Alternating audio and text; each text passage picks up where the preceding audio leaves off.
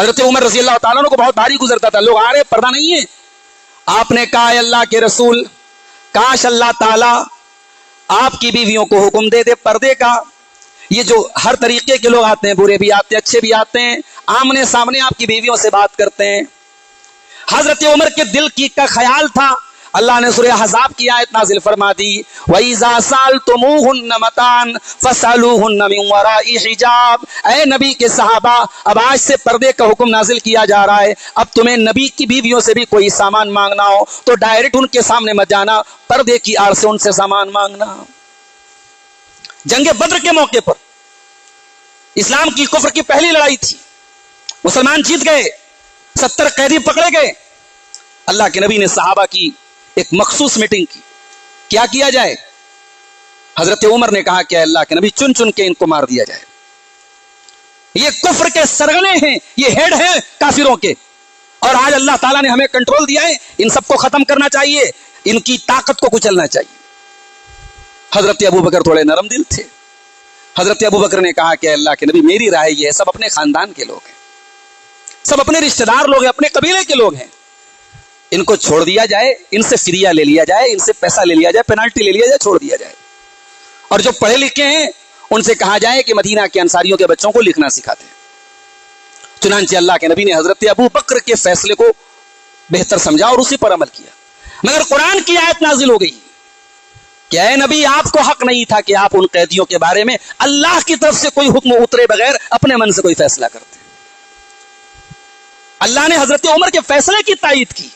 یہ حضرت عمر ہے، اتنے جینیس تھے، اتنے ذہین تھے. اللہ تعالیٰ نے ایسا دماغ دیا تھا کہ ان کے فیصلوں کی تائید میں قرآن کی آیت نازل ہوا کرتی تھی.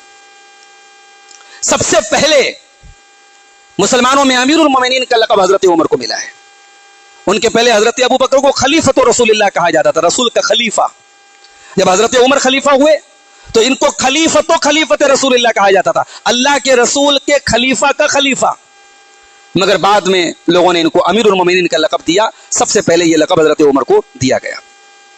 صحابہ کرام ہجرت کے سفر میں نکلے، چوری چھپ کے نکلتے تھے. حضرت عمر پہلے انسان ہے، کھلے عام نکلے، خانے کعبہ میں آئے، طواف کیا، کہا کہ میں عمر ابن خطاب ہوں، میں مدینہ جا رہا ہوں. جس کو اپنے بچوں کو یتیم کرنا ہو، اپنی بیوی کو بیوہ کرنا ہو، اور جو چاہتا ہے کہ اس کی ماں اس کو گم کر دے، وہ آئے اور عمر اس کا فیصلہ کرے گا. بابا کے توہل اعلان حضرت عمر ہجرت کے سفر پہ نکلے. جب تک حضرت عمر اسلام نہیں لائے تھے، صحابہ کرام چھپ چھپ کر کے نماز پڑھتے تھے. حضرت عمر اسلام لائے، کہا ہے اللہ کے نبی جب ہم حق پر ہیں تو کیوں چھپ کر کے نماز پڑھیں گے. سب سے پہلے اوپنلی کھل کر کے نماز پڑھی گئی حضرت عمر کے اسلام لانے کے بعد.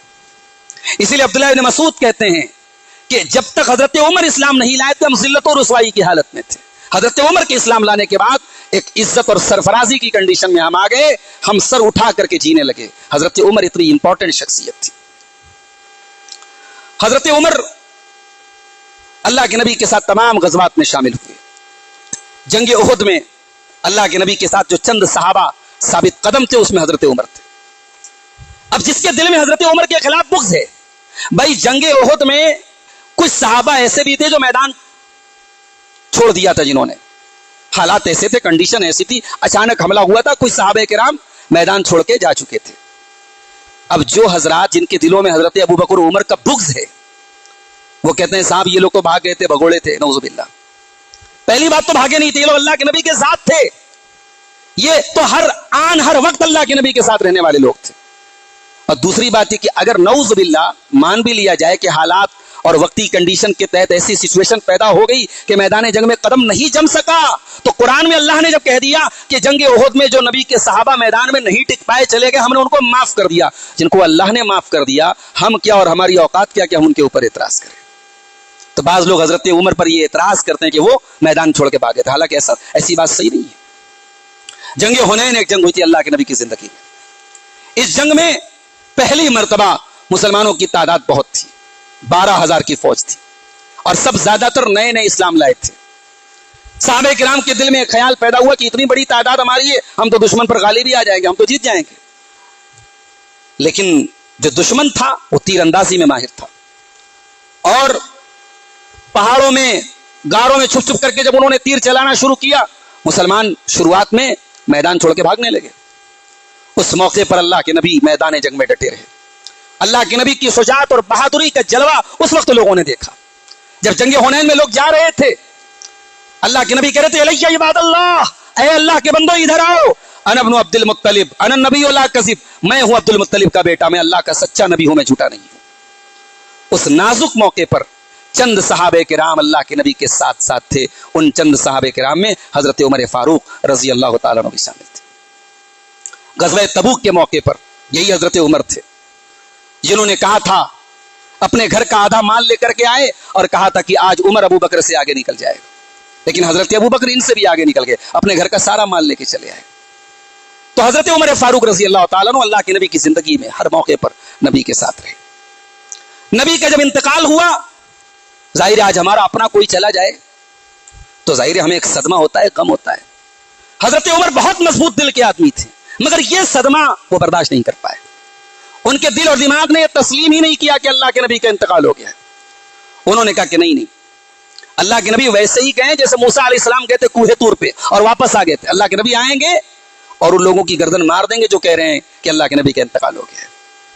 उस मौके पर जाहिर है कि हजरत उमर का ये रिएक्शन भी उनकी मोहब्बत की दलील है कि अल्लाह के नबी से बहुत मोहब्बत करते थे, और वो मोहब्बत इस कदर थी कि उनका दिल मानने को तैयार नहीं था कि अल्लाह के नबी का इंतकाल हुआ है। फिर जब हजरत अबू बकर ने खुतबा दिया तब हजरत उमर कहते हैं मेरे दिल को यकीन आया। उसके बाद जब हजरत अबू बकर खलीफा हुए तो हजरत अबू बकर के सेक्रेटरी के तौर पे, उनके वजीर के तौर पे, हर मामले में उनके मुशारिक के तौर पे, उनके पार्टनर के तौर पे, उनके मददगार के तौर पे हजरत उमर उनका साथ देते रहे। और 2.5 साल के बाद जब हजरत अबू बकर सिद्दीक का इंतकाल होने लगा तो हजरत अबू बकर सिद्दीक ने यही कहा लोगों से कि नबी की जिंदगी में मैंने देखा कि नबी मेरे बाद अगर किसी को तरजीह देते तो उमर को देते थे। मैं उम्मत के लिए अगर अपने बात सबसे मौजू, सबसे मुनासिब, सबसे सूटेबल अगर किसी को समझता हूं तो उमर इब्न खत्ताब को समझता हूं। उसके बाद हजरत अबू बकर की वफात के बाद बिला किसी इख्तिलाफ के हजरत उमर खलीफा हुए और हजरत उमर रजी अल्लाह तआला अन्हु तकरीबन 12 साल तक खलीफा रहे। और ये जो 12 साल की मुद्दत है इस्लामी तारीख का सबसे गोल्डन दौर है। इस दौर में दुनिया के उन चप्पे चप्पे तक इस्लाम का झंडा पहुंचा जहां कोई तसव्वुर नहीं कर सकता था। ईरान की ताकत, रोम की ताकत, यूरोप तक इस्लाम पहुंच गया हजरत उमर के दौर में। हिंदुस्तान की सरहदों तक इस्लाम हजरत उमर के दौर में पहुंचा। और हजरत उमर रजी अल्लाह तआला अन्हु को यह एजाज भी हासिल है कि उनके दौर में बहुत सारे ऐसे काम हुए जो पहली मर्तबा हुए। फौजियों का रजिस्टर पहली मर्तबा उनके दौर में बना। जो इलाके फतह होते थे उनको स्टेट वाइज बांट देते थे, हर इलाके को 4-5 स्टेट में बांट देते थे। ये हजरत उमर ने सबसे पहले ये काम किया था। फौजी लोग जाते थे लंबे लंबे टाइम तक बॉर्डर पर सरहद पे लड़ने के लिए, यहां बीवी बच्चों को छोड़ के जाते थे। तो हजरत उमर ने किसी औरत को देखा, शादीशुदा औरत थी, शौहर मैदान जंग पे गया हुआ था। वो औरत अरबी शायरी पढ़ रही थी, अपने शौहर को याद कर रही थी। हजरत उमर को अंदाजा हुआ कि कोई लिमिट तय होनी चाहिए। अपनी बेटी हजरत हफ्सा को बुलाया, अल्लाह के नबी की बीवी भी है, इनकी बेटी भी है। उनसे पूछा कि एक औरत अपने शौहर के बगैर कितने दिन तक सब्र कर सकती है।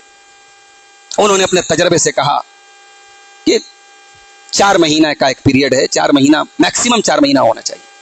हजरत उमर ने लिमिट तय कर दी कि 4 महीने के बाद ड्यूटी बदल जानी चाहिए। 4 महीने के बाद एक इंसान अगर फौज में गया है, सरहद पे गया है, वापस उसे घर आना चाहिए। हजरत उमर के दौर में डेट लिखने के लिए कैलेंडर की जरूरत पड़ी। साहबे किराम की मीटिंग बुलाई उन्होंने, भाई कैलेंडर हमें चाहिए, हम कैलेंडर की शुरुआत कहां से करें। किसी ने कहा नबी की पैदाइश से शुरू कर दिया जाए, किसी ने कहा नबी की बेसत से शुरू कर दिया जाए। हजरत उमर ने कहा कि मेरी राय यह है कि हिजरत से शुरू किया जाए। इस्लामी तारीख में हिजरत एक बहुत बड़ा टर्निंग पॉइंट है। हिजरत के पहले की जिंदगी अलग है, हिजरत के बाद की जिंदगी अलग है। मुसलमानों को ताकत और कुव्वत मिली हिजरत के बाद। हिजरत के बाद से तारीख के पन्ने बदल गए हैं, लिहाजा हमारा कैलेंडर हिजरत से होना चाहिए। और हिजरत से होने में फायदा यह भी है कि यह पर्सनल नहीं रहेगा, यह किसी शख्सियत और किसी की जात से नहीं जुड़ा रहेगा, यह इस्लाम के साथ जुड़ा रहेगा। यह हजरत उमर का दिमाग था। हजरत उमर फारूक रजी अल्लाह तआला अन्हु ने अपने दौर में एक काम और किया। उन्होंने रातों को गश्त करना शुरू किया। खलीफा हैं, 22 लाख स्क्वायर मील के दायरे पर हुकूमत है, और रात में सादा लिबास, सादा कुर्ता पहन करके, ऐसे भी वो सादा कपड़ा पहनते थे, कोई कर्रोफर नहीं था, कोई बादशाहत वाला कोई गुरूर नहीं था, रात में गश्त करते थे। किसको क्या जरूरत थी? एक जगह गए, बद्दू बाहर बैठा हुआ था, भाई क्या बात थे, परेशान क्यों हो?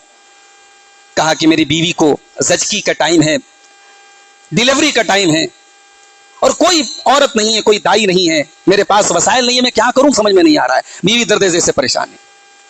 हजरत उमर फारूक फौरन घर आए और अपनी बीवी को लेकर के पहुंचे कि चलो एक इमरजेंसी काम है, एक औरत को डिलीवरी कराना है। भाई ये तो एक बड़ा मामूली काम है, दाई का काम है। इस्लामी हुकूमत की फर्स्ट लेडी, खलीफा वक्त की बीवी, अमीरुल मोमिनीन की बीवी जा रही है और उस बच्चे की पैदाइश का काम करा रही है। और जब पैदाइश हो जाती है, अंदर से आके हजरत उमर की अहलिया कहती है, अमीरुल मोमिनीन खुशखबरी दे दीजिए, अपने भाई को बेटा हुआ है।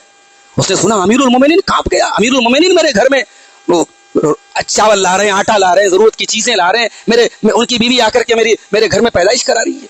ये हजरत उमर थे। हजरत उमर कहा करते थे कि दरियाए दजला के पास भी अगर कोई खच्चर फिसल करके गिर जाए तो उमर को इस बात का डर है कि अल्लाह के यहाँ उसका हिसाब देना पड़ेगा। ये हजरत उमर थे मेरे प्यारे साथी। अल्लाह के नबी ने एक मरतबा ख्वाब देखा था, बुखारी और मुस्लिम की रिवायत है। आपने ख्वाब देखा कि मैं एक कुएं से पानी खींच रहा हूं, थोड़ी देर तक मैंने खींचा, फिर मैं किनारे हट गया, फिर हजरत अबू बकर आए, उन्होंने भी उस कुएं से डोल को खींचा। अल्लाह के नबी फरमाते हैं कि अबू बकर ने बहुत अच्छी तरीके से डोल खींचा, मगर उनके डोल खींचने में कुछ कमजोरी थी, अल्लाह उन पर रहम फरमाए। फिर हजरत उमर आए और उन्होंने तो इतनी तेजी से डोल खींचा है और इतना पानी निकाला है कि उन्होंने सारे खेतों को सैराब कर दिया।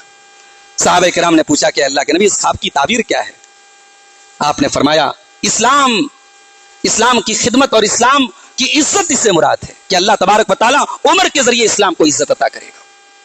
एक मरतबा अल्लाह के नबी, ये बुखारी और मुस्लिम की रिवायत मैं सुना रहा हूं आपको, एक मरतबा अल्लाह के नबी ने ख्वाब देखा कि मैं दूध पी रहा हूं, और इतना दूध पी लिया अल्लाह के नबी ने कि आपका पूरा बदन बिल्कुल सैराब हो गया। यहां तक कि आप फरमाते हैं कि मैंने दूध का असर अपने नाखूनों में महसूस किया। उसके बाद मैंने जो बचा हुआ दूध था वो हजरत उमर को दे दिया और हजरत उमर ने उसको पी लिया। साहबा ने पूछा फमा अव्वल तो या रसूल अल्लाह, अल्लाह के नबी इस ख्वाब की ताबीर क्या है? आपने फरमाया इल्म है। साहबे किराम में टॉप के आलिम थे हजरत उमर। साहबा कहते हैं कि दीन का आधा इल्म हजरत उमर के पास था। ये नहीं कि सिर्फ बहादुर थे, ये नहीं कि सिर्फ रोब दबदबा था, ये नहीं कि सिर्फ अच्छे मैनेजमेंट वाले थे, इल्म भी बहुत था, नॉलेज भी बहुत थी हजरत उमर के पास। हजरत उमर फारूक रज़ी अल्लाह तआला अन्हु के बारे में अल्लाह के नबी की हदीस भी बड़ी मशहूर हदीस है कि ऐ उमर, तुम जिस रास्ते पे मा लक़ियका शैतानुन फज्जन क़त्तु इल्ला सलक फी गैरि फज्ज, की बुखारी और मुस्लिम की रिवायत है।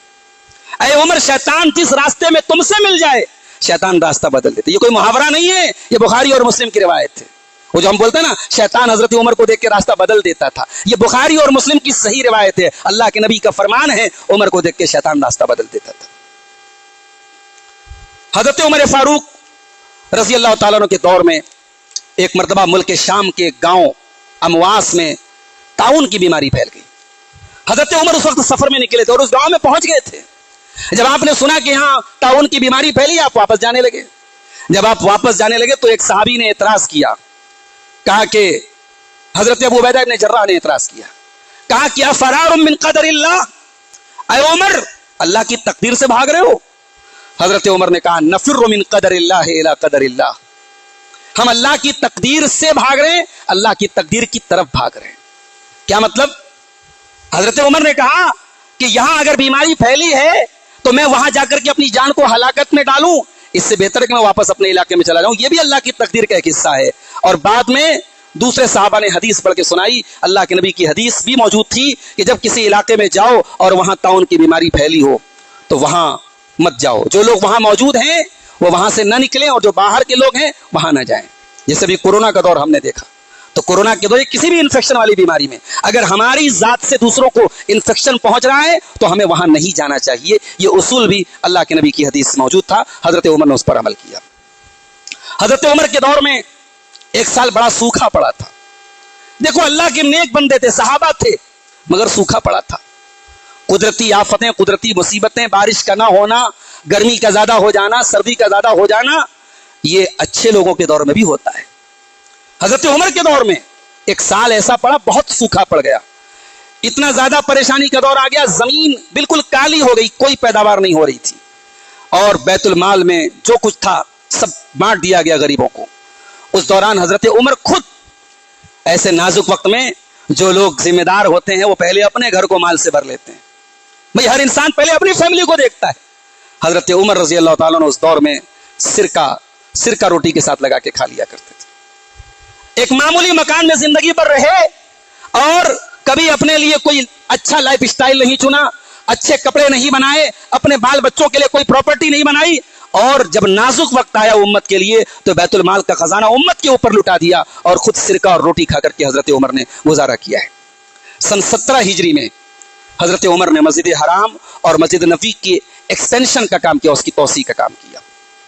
مسجد نبوی میں اللہ کے نبی کی بیویوں کے بھی کمرے تھے اور کچھ اور صحابہ کے بھی گھر تھے. باقی سارے لوگوں کے گھر خرید لیے, نبی کی بیویوں کو چھوڑ کے باقی لوگوں کے گھر خرید لیے. اس میں حضرت عباس رضی اللہ تعالیٰ عنہ کا بھی گھر تھا, انہوں نے اپنا گھر اللہ کی راہ میں صدقہ کر دیا. تو حضرت عمر نے سب سے پہلے اپنے دور میں اللہ کے نبی کی مسجد کی توسیع کا کام کیا تھا. ذی الحجہ کے مہینے میں, ذی الحجہ کے اخیر میں حضرت عمر فاروق رضی اللہ تعالیٰ عنہ پر قاتلانہ حملہ کیا تھا ابو لولو فیروز نے. یہ ایک پارسی غلام تھا حضرت مغیرہ ابن شعبہ کا. اس کو کچھ شکایت کی حضرت مغیرہ ابن شعبہ سے, اور جب حضرت عمر کے پاس یہ آیا تو حضرت عمر نے اس کے فیور میں فیصلہ نہیں کیا. حضرت عمر نے جو صحیح بات تھی وہ کہہ دیا, اس کو بڑا برا لگا, اس نے اپنے دل میں بغض پال لیا کہ میں اب حضرت عمر کو چھوڑوں گا نہیں. فجر کی نماز میں آیا اور کھنجر چھپا کر کے آیا تھا, اور حضرت عمر حسب معمول نماز پڑھانے کے لیے مصلی پر کھڑے ہوئے اور یہ کھنجر لے کر کے آگے بڑھا اور ناف کے پاس اس نے حملہ کیا. حضرت عمر کی ناف پر حملہ کیا اور فوراً حضرت عمر زمین پہ گر پڑے, اور اس کے بعد کئی اور لوگوں کے اوپر بھی اس نے حملہ کیا, اور جب دیکھا کہ لوگ گھیر لیں گے تو اس نے اپنے آپ کو بھی ہلاک کر کے ختم کر دیا. حضرت عمر مصلی پر گر پڑے, اور جیسے ہی مصلی پر گرے پہلی صف میں عبد الرحمن بن عوف کا ہاتھ آگے بڑھ کے پکڑ کے ان کو آگے بڑھایا. خلیفہ وقت تڑپ رہا ہے, ان کا خون بہ رہا ہے, جان لیوا حملہ ہوا ہے, مگر نماز نہیں روکی ہے. اللہ اکبر. یہ تھی اس سماج میں نماز کی اہمیت. خلیفہ وقت تڑپ رہا ہے, خون بہ رہا ہے پیٹ سے, مگر جلدی جلدی حضرت عبد الرحمن بن عوف نے ہلکی نماز پڑھائی. اس کے بعد حضرت عمر کو گھر لایا گیا. خون رکنے کا نام نہیں لے رہا ہے, اتڑیاں اندر کی کٹ چکی ہیں. حکیموں کو بلایا گیا, دوائیں دی جا رہی ہیں, دوا سب باہر نکل جا رہی. حضرت عمر کو یقین ہو گیا کہ اب میرا بچنا بہت مشکل ہے. جب یہ یقین ہو گیا کہ بچنا بہت مشکل ہے, اب وقت آخرت آ گیا, موت کا وقت آ گیا, حضرت عمر کے چہرے پہ گھبراہٹ آ گئی. عبداللہ ابن عباس اس موقع پر موجود تھے. انہوں نے کہا, عمر ابن خطاب, اے امیر المومنین, آپ کو گھبرانے کی کیا بات ہے؟ آپ تو نبی کے چہیتے صحابی ہیں. نبی جب تک زندہ رہے نبی کا آپ نے ساتھ دیا. نبی کے انتقال کے بعد ابو بکر صدیق کا دور آیا, آپ ان کے دست و بازو بنے رہے, ان کا ساتھ دیتے رہے. پھر آپ کا دور خلافت آیا, لوگ آپ سے راضی ہیں, اور آپ دنیا سے جا رہے ہیں, لوگ آپ سے راضی ہیں. اللہ بھی انشاءاللہ آپ سے راضی ہوگا, آپ کو پریشان ہونے کی ضرورت نہیں ہے. حضرت عمر نے کہا کہ اے بھتیجے, تو مجھے یہ باتیں بتا کر کے کیا سمجھتا ہے کہ میں دھوکے میں پڑ جاؤں گا؟ ارے اگر اللہ تعالیٰ نے مجھے اسلام قبول کرنے کی توفیق دی تو یہ میرا کوئی کمال نہیں تھا, اللہ کا احسان تھا. اور تو جو یہ کہہ رہا ہے کہ میرے ذریعے بڑے اچھے اچھے کام ہوئے ہیں, لَوَدِدْتُ أَنَّ لِي كَفَافًا. عمر کی تمنا تو یہ ہے کہ کاش اللہ کے ہاں جب ترازو پہ تولا جائے تو عمر کے گناہ اور عمر کی نیکیاں برابر سرابر پہ چھوٹ جائیں.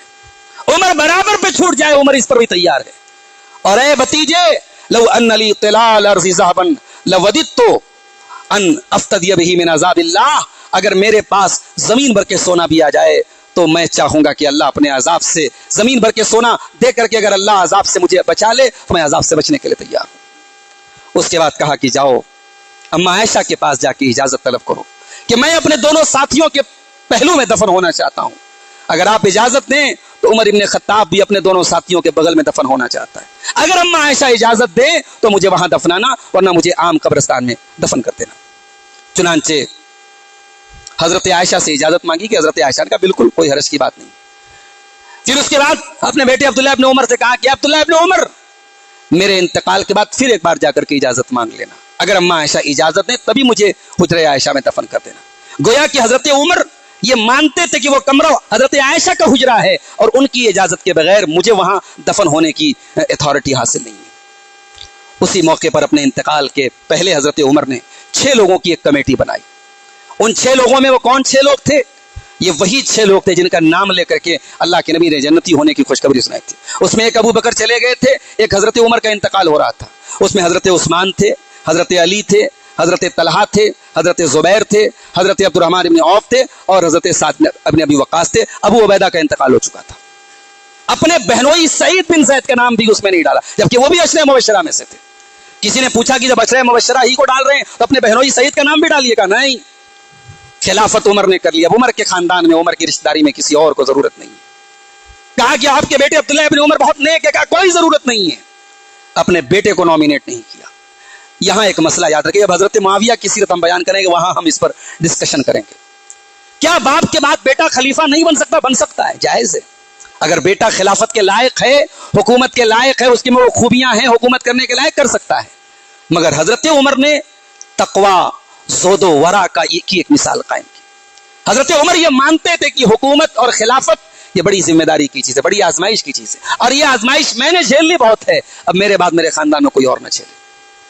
चुनांचे इस्लाम का ये रोशन आफ्ताब 12 साल, तकरीबन 12 साल हुकूमत करने के बाद हजरत उमर रज़ी अल्लाह ताला अन्हु अबू लूलू फिरोज के हमले से जो जानलेवा उसने हमला किया, 3 दिन के बाद उनका इंतकाल हुआ और वहीं हुजरे आयशा में अपने दोनों साथियों अल्लाह के रसूल और अबू बकर सिद्दीक के पहलू में आपको दफन किया गया। हजरत उमर फारूक को एक एजाज और हासिल है, उन्होंने अल्लाह के नबी की एक हदीस सुनी थी कि दुनिया की हर रिश्तेदारी टूट जाएगी सिवाय नबी की रिश्तेदारी के, तो नबी के खानदान से अपनी रिश्तेदारी जोड़ना वो चाहते थे। चुनांचे उन्होंने हजरत अली की एक बेटी उम्मे कुलसूम के लिए निकाह का पैगाम भेजा। हजरत उम्मे कुलसूम हजरत अली की बेटी थी, नबी की नवासी थी, और उनसे हजरत उमर का निकाह हुआ। और ये रिवायत अहले सुन्नत के यहाँ भी मौजूद है, अहले तशय्यो के यहाँ भी मौजूद है। ये अलग बात है कि वो जल्दी से हजम नहीं कर पाते, वो मानने को, वो कहते हैं जबरदस्ती ये शादी हुई थी। नऊज़ बिल्लाह सुम्मा नऊज़ बिल्लाह। हजरत अली रज़ी अल्लाह ताला अन्हु जैसा इंसान अपनी बेटी की शादी किसी से जबरदस्ती करेगा, दबाव में करेगा? बड़ी मनगढ़ंत रिवायात हजरत उमर के खिलाफ गढ़ी गई। शिया की किताबों में यहां तक लिखा है कि जब हजरत अबू बकर खलीफा हुए और हजरत अली ने उनको खलीफा मानने से इनकार किया, तो हजरत उमर गुस्से में पहुंचे हजरत अली के घर में और जाकर के दरवाजे पे आग लगा दी। जब जाके दरवाजा खटखटाया तो हजरत अली घर में मौजूद थे। हजरत अली नहीं आए, अपनी बीवी हजरत फातिमा को भेजा। फातिमा दरवाजे पर गई, दरवाजे को हजरत उमर ने आग लगाया, दरवाजा हजरत फातिमा के पेट पे गिर गया और उनके पेट का बच्चा शहीद हो गया। ये सारी कहानी क्यों गढ़ी गई? ताकि हजरत उमर की नफरत और उनका बुग़्ज़ दिलों में भरा जाए। लेकिन कहानी गढ़ने वाला ये भूल गया कि मैं जो कहानी गढ़ रहा हूं, जो प्लॉट बना रहा हूं, इस प्लॉट में सिर्फ हजरत उमर मुल्जिम नहीं ठहर रहे हैं। इस कहानी की बुनियाद पर तो हजरत अली पर भी इल्जाम पैदा हो रहा है कि भाई हजरत अली इतने बहादुर आदमी थे, हैदर कर्रार थे, मरहब को जो है धूल चटा देने वाले और बद्र की लड़ाई में इस्लाम के दुश्मनों को कत्ल करने वाले, आज हजरत अली की बहादुरी कहां चली? तो कहते हैं साहब हजरत अली ने तकिया से काम लिया था। हजरत अली ने तकिया से काम लिया था। वो चाहते तो बदला ले सकते थे, मगर दुनिया को बताना चाहते थे कि मैं मेरे ऊपर जुल्म हो रहा है, मैं सब्र कर रहा हूं। इसको सब्र नहीं कहते मेरे भाई। हजरत अली की आंखों के सामने कोई उनके घर के दरवाजे को आग लगा दे, उनकी बीवी और नबी की बेटी के पेट पर वो दरवाजा गिरे, पेट का बच्चा मर जाए और हजरत अली रजी अल्लाह ताला अन्हु कोई एतराज न करें और बाद में हजरत उमर के साथ मिल करके खिलाफत और हुकूमत में उनको मशवरे दें, ये पॉसिबल नहीं। एक आम इंसान की गैरत भी ये गवारा नहीं करेगी कि अपनी बेटी के कातिल के साथ वो ऐसा रवैया इख्तियार करे। तो ये रिवायतें गढ़ी गई मेरे साथियों। ये रिवायतें क्यों गढ़ी गई? ताकि इस्लाम के जो ये 2 पिलर्स हैं, अबू बकर उमर, आप शिया हजरात की जितनी हदीस की किताब है, जैसे हमारे यहाँ सही बुखारी है, उनके यहाँ कुलैनी की अल-काफी है, बहुत मशहूर किताब है अल-काफी, उसमें रिवायतें भरी पड़ी हैं। जगह जगह हजरत अबू बकर उमर को शैतान कहा गया है, इब्लीस कहा गया है, नौज़ुबिल्लाह। तो ये अकीदे रख करके कोई कहेगी साहब हम बड़े उम्मत के चहेते हैं, हम फलस्तीन के बड़े हमदर्द हैं, हम मुसलमानों के बड़े हमदर्द हैं, तो भैया ये हमदर्दी तो हमसे बर्दाश्त नहीं हो सकती। जिनके अकीदों में, जिनके रगो पे में अबू बकर उमर की नफरत और जिनकी किताबों में हजरत अबू बकर उमर के खिलाफ जो है इस तरीके के रकीक और गलीज किस्म की बातें लिखी हों और ये अकीदा उनके यहाँ बाकायदा बच्चे को पढ़ाया जाता हो। अभी मैं एक तकरीर में मैंने ईरान और इसराइल की जो भी जंग चल रही थी उस पर मैंने एक छोटी सी बात कही कि भाई इस जंग में बिला वजह कमेंटबाजी मत कीजिए, ईरान को बहुत बड़ा हीरो मत समझिए। इसराइल ने जितना जुल्म फलस्तीन में मुसलमानों पर किया है उससे कहीं ज्यादा जुल्म ईरान ने सपोर्ट करके सीरिया में मुसलमानों पर किया है। अभी सीरिया में जब नई हुकूमत आई है, लोग कैद खानों से 40-40 साल के बाद उनको सूरज देखना नसीब हुआ है। कब्र लाशों को ऐसे ही जमीन में गाड़ दिया गया और लाशों पर बुलडोजर चला दिया गया। पूरी दुनिया में यह जुल्म नहीं हुआ जो सीरिया की सरजमीन पर हुआ। और किसने यह जुल्म किया? बशार अल असद ने किया, जो एक नंबर का नौसेरी शिया है, और उसको सपोर्ट किया है ईरान की आर्मी ने, ईरान की फौज ने। और आज साहब हमारे लोग ईरान को बहुत बड़ा हीरो मान रहे हैं। तो हमें आंखें और दिल और दिमाग सब खोल कर रखना चाहिए। तो मैंने सिर्फ इतना कहा था कि ईरान का अंधा सपोर्ट मत कीजिए। तो आप यकीन कीजिए, वो सोशल मीडिया पर मेरा वो क्लिप जब आया है तो मैंने एक दिन देखा, कमेंट देखा यूट्यूब के ऊपर, तो कमेंट में लोग मुझे गालियां दे रहे हैं और मेरे साथ साथ अबू बकर, उमर, उस्मान को भी गालियां दे रहे हैं। लानत बर अबू बकर, लानत बर उस्मान, लानत बर उमर। हजरत अबू बकर, उमर, उस्मान का नाम लेकर के आज भी लानत की जा रही है। तो भाइयों, ये हमसे नहीं हो सकेगा। जो अबू बकर का नहीं है वो हमारा नहीं है, जो उमर का नहीं है वो हमारा नहीं है। इसलिए नहीं कि हमारी उमर के साथ कोई रिश्तेदारी है, इसलिए कि हम नबी से मोहब्बत करते हैं और नबी उमर से मोहब्बत करते थे। साहबे किराम कहते हैं, हम अपने बच्चों को जिस तरीके से कुरान सिखाते थे वैसे अबू बकर उमर की मोहब्बत सिखाते थे। अब्दुल्लाह इब्न उमर कहते हैं कि नबी के दौर में हम नबी के बाद अगर किसी को दर्जा देते थे तो अबू बकर को देते थे, और अबू बकर के बाद किसी को दर्जा देते तो उमर को देते थे। हम अबू बकर, उमर, उस्मान के बराबर किसी को नहीं समझते थे। आज साहब लोग घुमा फिरा के बातें कर रहे हैं। एक साहब कहने लगे, पूछा गया कि हजरत अली अफजल हैं कि हजरत अबू बकर अफजल हैं? तो बोले देखो, हजरत अली अहले बैत में से हैं, हजरत अली का कोई कंपैरिजन मत करो, उनका कोई मुकाबला हजरत अबू बकर के साथ नहीं, क्योंकि हजरत अबू बकर सिर्फ सहाबी हैं, हजरत अली अहले बैत में से। यही अकीदा तो अबू बकर उमर को गाली देने वालों का भी है। कभी आपने उनके मुंह से सुना? वो हमेशा हजरत अली का नाम आता है, इमाम अली बोलते हैं, इमाम अली बोलते हैं। उनके मौलवियों का बयान मौजूद है कि इस दुनिया में नबियों के बाद सबसे अफजल अगर किसी का मकाम है, नबियों के बाद क्या, वो आखिरी नबी को छोड़ के बाकी नबियों से भी अली को अफजल मानते हैं। कहते हैं कि आखिरी नबी को छोड़ के बाकी नबियों से भी अफजल कौन है? अली हैं। नऊजुबिल्लाह, हमारा ये अकीदा नहीं। हम अबू बकर को, उमर को, उस्मान को, अली को सबको सहाबी मानते हैं, मासूम नहीं मानते। हम किसी को मासूम नहीं मानते। मासूम अगर किसी को मानते हैं, अल्लाह के रसूलों को मानते हैं। सहाबा किराम मासूम नहीं थे, हजरत अली भी मासूम नहीं थे, और अली को हम चौथे नंबर पे मानते हैं। और चौथे नंबर पे मानने में हजरत अली की कोई तौहीन नहीं है। जब हजरत उमर का इंतकाल हुआ तो हजरत अब्दुल्लाह इब्न अब्बास कहते हैं, उनको गुस्ल दिया जा रहा था, कफनाया जा रहा था, पीछे से किसी ने आके मेरे कंधे पे हाथ रखा, कहा कि अल्लाह की कसम, अगर कोई इंसान ऐसा है कि मैं दुनिया से जब जाऊं तो ये सोच के जाऊं कि उसके जैसा अमल लेके जाऊं, तो ऐ उमर मैं चाहता हूं कि मैं तेरे जैसा अमल लेके जाऊं। क्योंकि मैंने जब भी नबी की जबान से सुना है, नबी फरमाया करते थे, अबू बकर आए उमर आए, अबू बकर गए उमर गए। नबी की जबान से तुम्हारा और अबू बकर का नाम मैंने बहुत सुना है। अब्दुल्लाह इब्न अब्बास ने पीछे पलट के देखा तो अली बिन अबी तालिब खड़े थे। ऐ कहानियां गढ़ने वालों, ऐ अली और उमर में दुश्मनी की कहानियां सुनाने वालों, तुम्हारी कहानियां फ्रॉड हैं, तुम्हारी कहानियां झूठ हैं। यहां उमर के जनाजे पर अफसोस कर रहे हैं हजरत अली रजी अल्लाह तआला अन्हु। तो मेरे साथियों, हजरत उमर इब्न खत्ताब आज जहां जहां भी इस्लाम का झंडा लहरा रहा है, वो इलाका हजरत उमर के एहसान के तले दबाए। चाहे सीरिया की सरजमीन हो, चाहे फलस्तीन की सरजमीन हो, चाहे कूफा और बसरा और इराक की सरजमीन हो, चाहे मिस्र की सरजमीन हो, ये तमाम इलाके हजरत उमर के जमाने में फतह हुए थे। ये जहां जहां इस्लाम का जो नक्शा फैला हुआ है और इस्लाम का कलमा जहां जहां बुलंद हो रहा है और ला इलाहा इल्लल्लाह और मोहम्मद रसूलुल्लाह की सराएं बुलंद हो रही हैं, हजरत उमर के एहसान तले ये पूरी दुनिया इस्लाम दबी हुई है। मेरे प्यारे साथियों, अल्लाह की रहमत नाजिल हो हजरत उमर पर। इंशाअल्लाह हम अगले दर्स में हजरत उमर के बाद जो तीसरे खलीफा हुए थे हजरत उस्मान गनी, उनकी सीरत और उनकी ज़िंदगी और उनके हालात पर आपके सामने कुछ बातें रखेंगे। अल्लाह ताला से दुआ है रब्बुल आलमीन हमें हजरत उमर फारूक और दीगर तमाम सहाबे किराम से सच्ची मोहब्बत करने की तौफीक अता फरमा। इलाहुल आलमीन जिनके दिलों में सहाबे किराम के खिलाफ बुग़्ज़ है, या तो अल्लाह ताला उनको हिदायत अता फरमा दे या उनको उनके अंजाम तक पहुंचा दे। इलाहुल आलमीन हमें तौफीक दे कि अपने बच्चों को, अपने घर वालों को, अपने आने वाली नस्लों को सहाबे किराम और अहले बैत की मोहब्बत पर हम परवान चढ़ाएं। मेरे भाइयों, अपने बच्चों को अबू बकर उमर की मोहब्बत सिखाओ, अपने बच्चों को गैरत सिखाओ कि आपके बच्चों के सामने कोई अबू बकर उमर को बुरा कहे तो आपके बच्चे को तैश आ जाए। अरे हमारी माँ को कोई बुरा कह दे, हमारे बाप को कोई बुरा कह दे, हमारी गैरत जाग जाती है। तो जैसे हमारी अपनी बाप और अपनी माँ के लिए गैरत जाग जाती है, उससे कहीं ज्यादा ईमानी गैरत नबी के सहाबा के लिए होनी चाहिए। नबी के सहाबा को जो बुरा भला कहे या उनसे नफरत करे, उसके लिए हमारे दिल में कोई सॉफ्ट कॉर्नर नहीं होना चाहिए। यही तरबियत अपने बच्चों की कीजिए।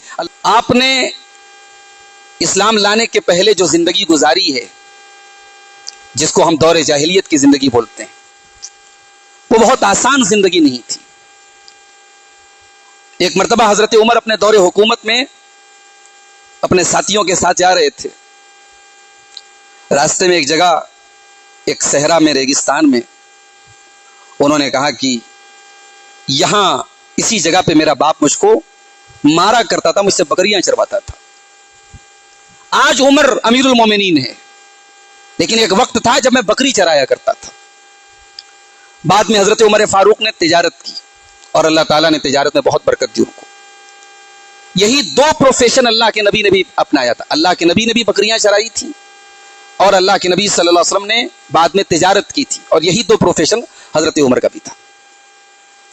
حضرت عمر دور جاہلیت میں شراب بھی پیتے تھے، شرک بھی کرتے تھے، اسلام کے کٹر دشمن تھے وہ، لیکن ان کا ایک روب تھا، ایک دبدبا تھا.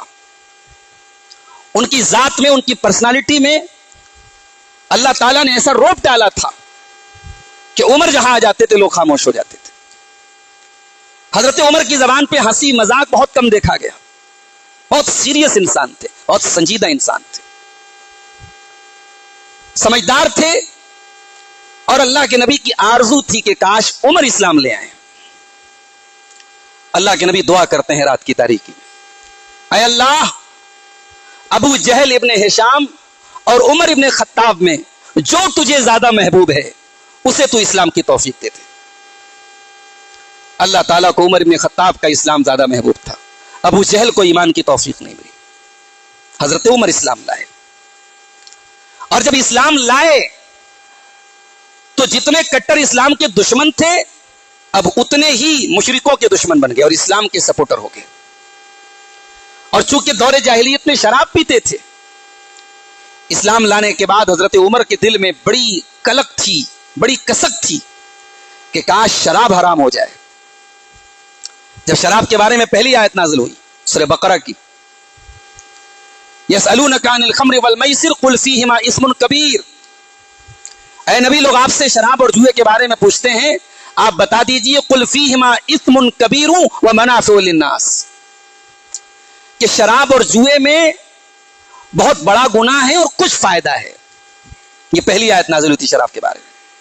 وَإِسْمُهُمَا أَكْبَرُ مِن نَفْعِهِمَا، کچھ فائدہ ہے شراب اور جوئے میں مگر گناہ زیادہ بڑا ہے اس کے فائدے سے.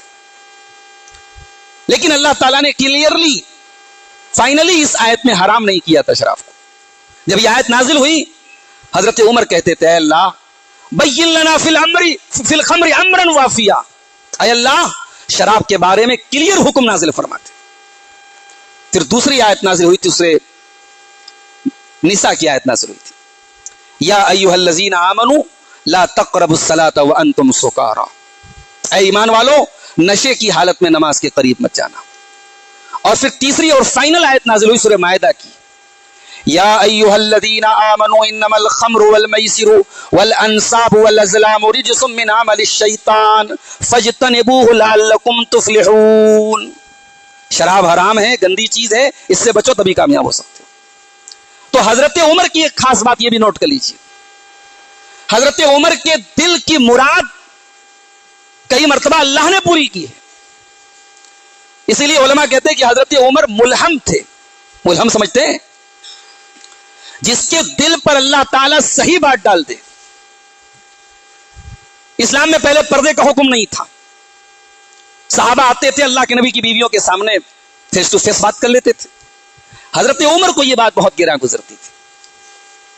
اللہ کے نبی کی بیویوں، ان کی اپنی بیٹی حفصہ بھی تھی، اللہ کے رسول کے سسر بھی تھے. حضرت ابو بکر بھی سسر ہیں، حضرت عمر بھی سسر ہیں. 4 خلفائے راشدین میں 2 نبی کے داماد ہیں، 2 سسر ہیں. بعض لوگوں کو صرف ایک داماد سے نبی کی رشتہ داری نظر آتی ہے. اگر سارا مسئلہ رشتہ داری پر ہی ہے تو رشتہ داری تو ابو بکر سے بھی ہے، رشتہ داری تو عمر سے بھی ہے. اصل چیز کیا ہے؟ رشتہ داری سے بڑی چیز کردار ہے، کیریکٹر ہے. اور نبی کی زندگی میں ہر صحابی کا اپنا ایک کردار ہے.